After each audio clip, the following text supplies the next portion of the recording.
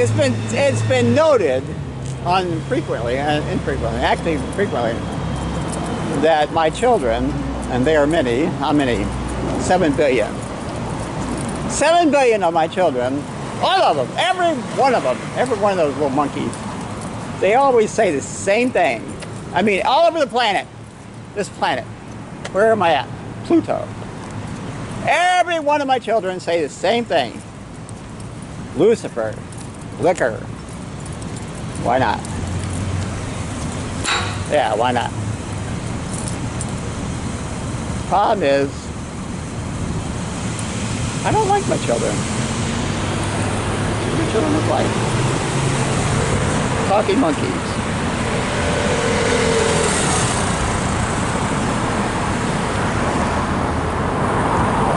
So anyway, Lucifer, liquor, and of course the ubiquitous demon monkey.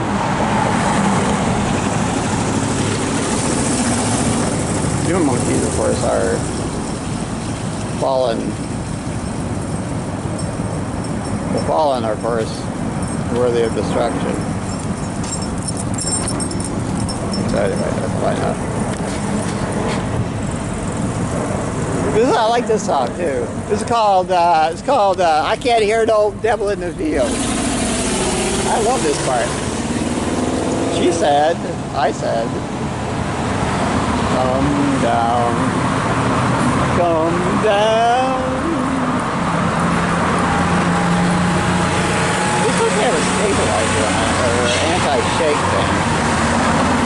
I'm not sure if it does or doesn't. Anybody see any shake on this camera?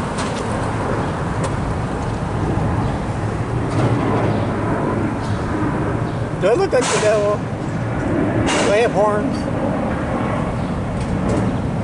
Good question. And another time, another place, I would have been worshipped. But now, I'm just coerced into drinking. Why?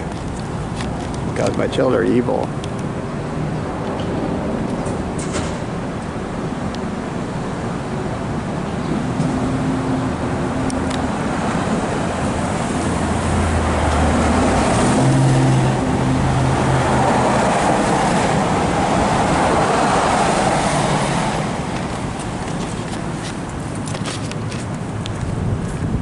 The American Photographic Society, or Association, says it is improper and ill-advised and possibly illegal, probably illegal, to take a picture of a human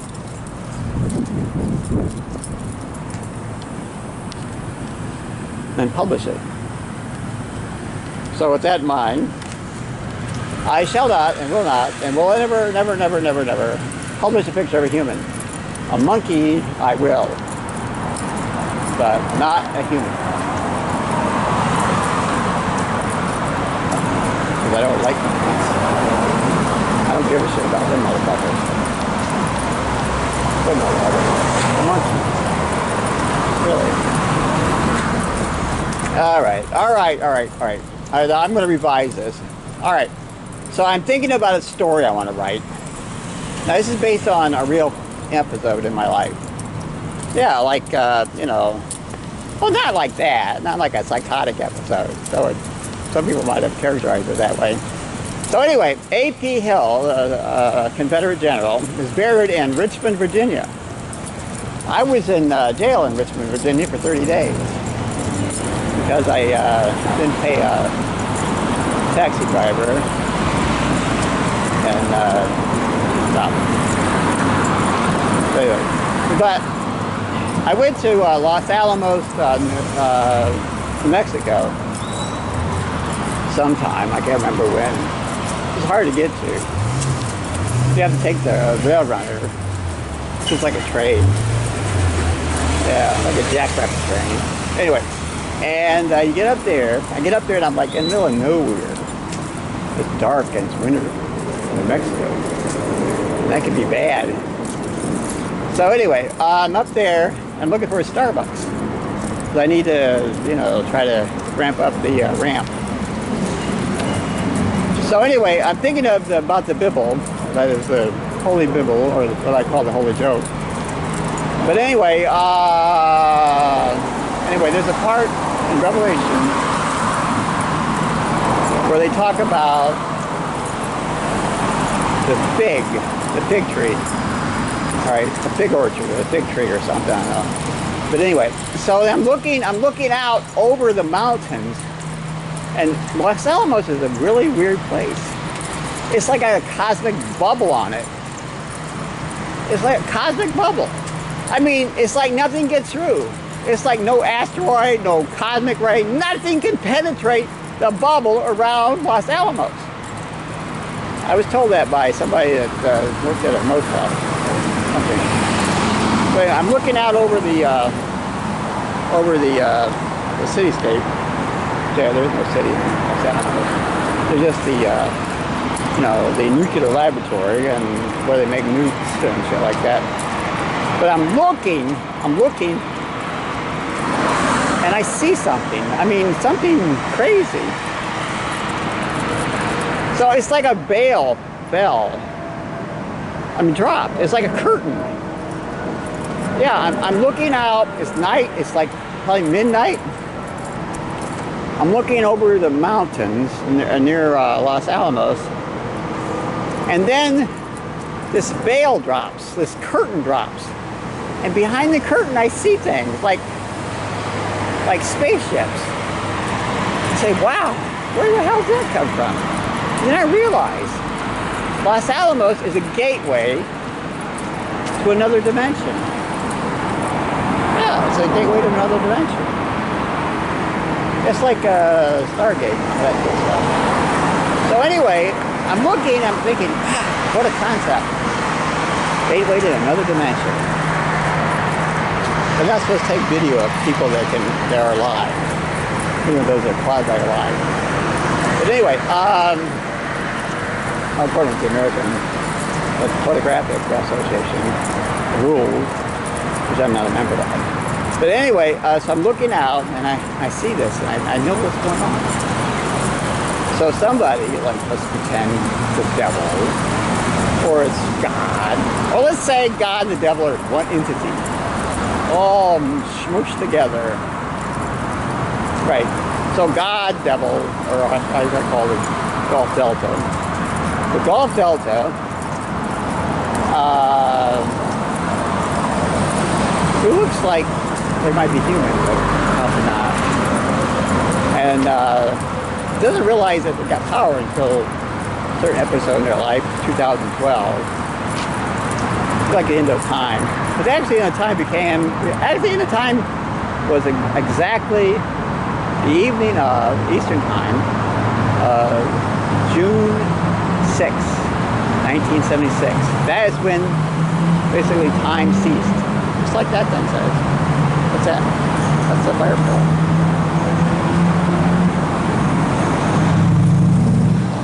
Signs and symbols. The Balkans, of course, I love because they're former Hebrews. They used to be Hebrews, but then it became Balkans. They said they chose the name Balkan because they came through the fire. They did.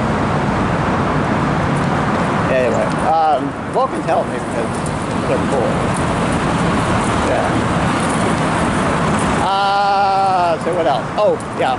So anyway, so the Gulf Delta, let's say, wrote some stuff over time.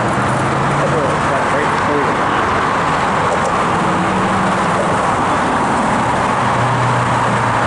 But anyway,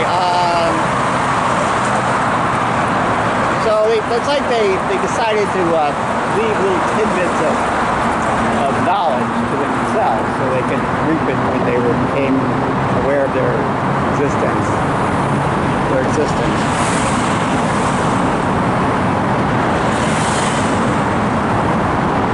But anyway,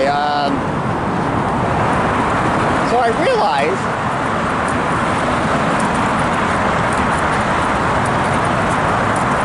they're basically, all right, I'm trying to make this simple. God, oh, you got it.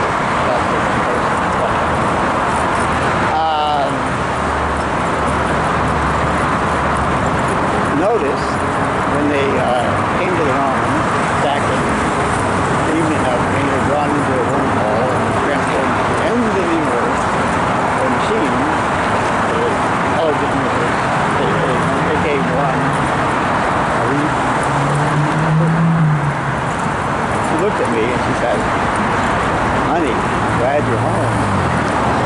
I said, "I'm glad to see you too."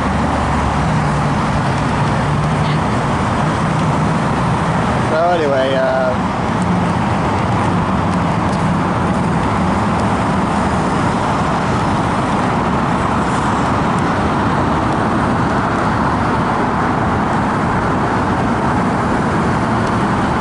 but anyway, I'm at the end of the universe.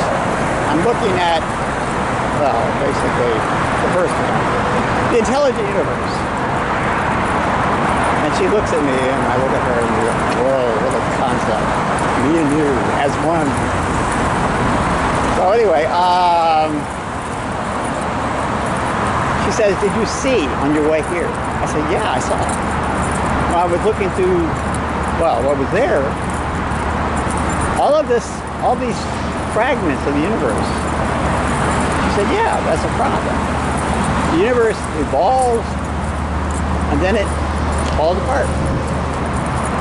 Over and over. And little fragments. The universe is never lost. I mean, even the parts of it are never lost.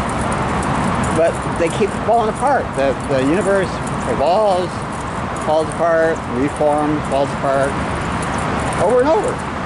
And she says, "We don't know how to fix it." "You mean you?" "Yeah, well, I'm more than one." "How many are you?" 666. A lot of you, honey. Yeah, we like you too. So you're 667. All right. So I'm the 667th. 667. Anyway, so we're trying to figure out how to fix the universe. It turns out, ironically, just at that particular moment, the universe had evolved to a point where it seemed like life had occurred. I mean, living things. What a concept. Like protoplasm or something, bacteria, I don't know what it was, viruses. The universe had evolved till life occurred, and then it just was destroyed. Ironically died. Its own inaction. And the universe said, "Well, life doesn't seem to be working out too well. Stop that motherfucker at the fuck." So anyway, but she said, my wife, she said, or the first one, she said, "We think we can resurrect the universe if and only if we can figure out a way to speed it forward, to accelerate everything that ever could be at any time, at every universe, to a point where it reached its final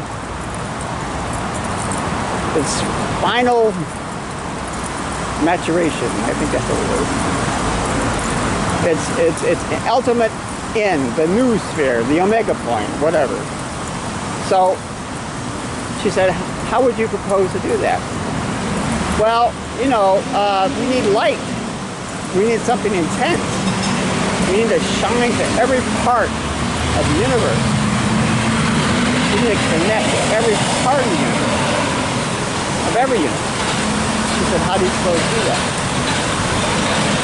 "Well, we need to explode a really massive star that exists already." "Do you have one in mind?" "I don't know. Let's call it the dog star for the heck of it." So we chose a star that was really massive, and we exploded it. We literally blew it up. The bird just shit on me. Well, I must be on the right track. But anyway, what else?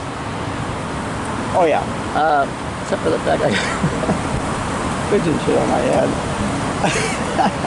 It makes it perfect. Oh yeah, all right. So we explode the star. But remember, we have to modify the universe in some incredible way. So we create a difference in the mass of photons. So the mass of photons in the Milky Way galaxy is slightly different the mass of photon mass. Photons have mass. But anyway, and then the rest of the universe. This creates microvortices. Microvortices are interesting because they can form what we call braids. And braids become, well, they create windows. I mean, literally, devices that collect information, data. And they open up pathways. Pathways that can move things faster than light. I mean, an infinite speed. So anyway, we had to do that first. So we had this spidery web of pathways, braids, vortices, and we have, which are of course create micro virtual particle clouds, and which are basically what windows are. So anyway, so I'm sitting there, or standing there, or existing in the end of the universe, and end of everything, end of all time, talking to my wife, the first one. And I said, well, now that we modified the physical dimensions of the photons in one galaxy, as opposed to all the other galaxies, we created the pathway for the light to follow. And we created mechanisms to collect data. And she said, that's right. I said, yeah, but we still need to do the thing. And what's the thing? We need to create a mechanism to cause a supernova with so much light to reach every part of every universe that ever existed. So we exploded the dog star, and happily, it reached out to all parts of the universe and accelerated everything. Everything that could be and ever would be was hyper accelerated to its final and ultimate evolution.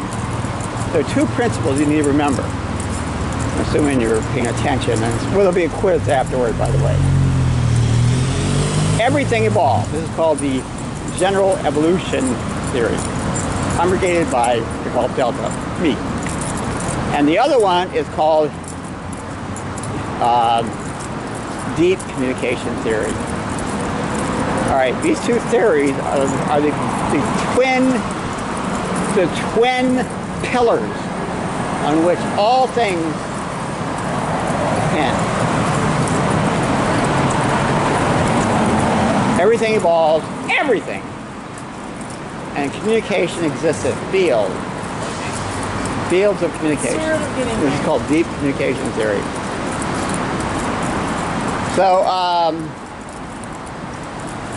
So the universe is hyper accelerated. The data is collected from these windows, and these windows are like, they're literally like they're like cyber things. I don't know how to describe them. No, I'm not trying to get on Bill Gates' territory, because that's it. These are not typically what you would call windows. But anyway,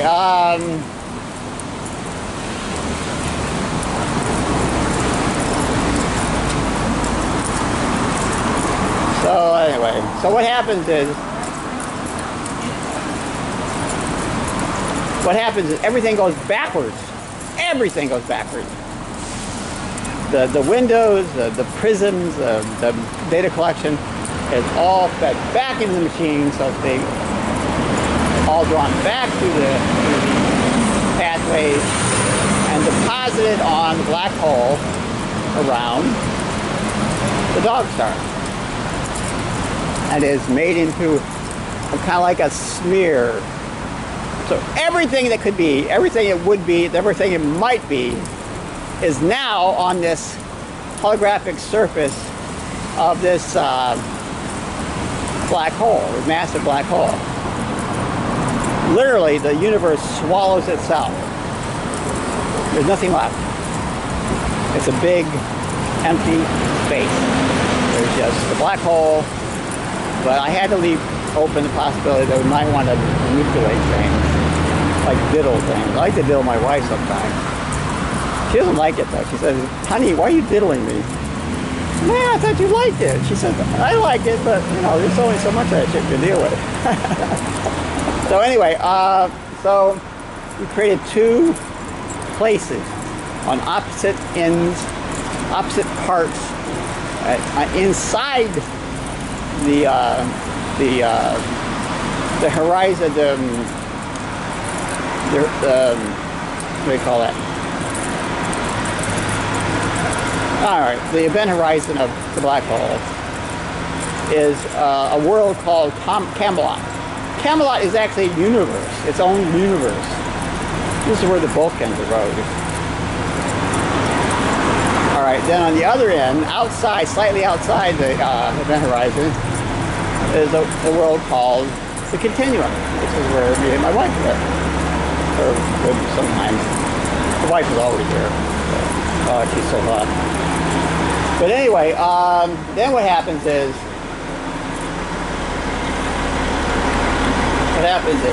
when we want to move something around, all we have to do is use like a cursor, like a mouse. Just dial it up.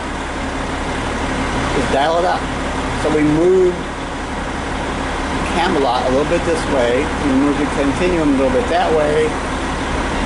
Magically, we've altered some part of the holographic surface.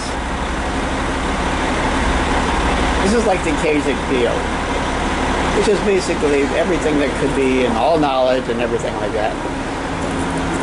So anyway, so my wife's screaming in my ear, so I gotta shut up. But I'm trying to get this on the record so that no one is afraid of being afraid. You have nothing to fear. Not as you fear. No, that's just the devil. But anyway, and the sky is here. The sky is blue and pretty. But anyway, the problem is, well, not really, but kind of a problem. When the Vulcans realized that they had to travel to meet me, they moved through that little space and they approached me and my wife. And he said, unless we have an heir, we will never exist. I said, so we won't exist if we don't have an heir. You don't have, well, she said, yeah. They said, you have to have a progeny, something that comes from you. I said, like a son? Yeah, like a son. So anyway, the problem is our son is crazy and we can't deal with it.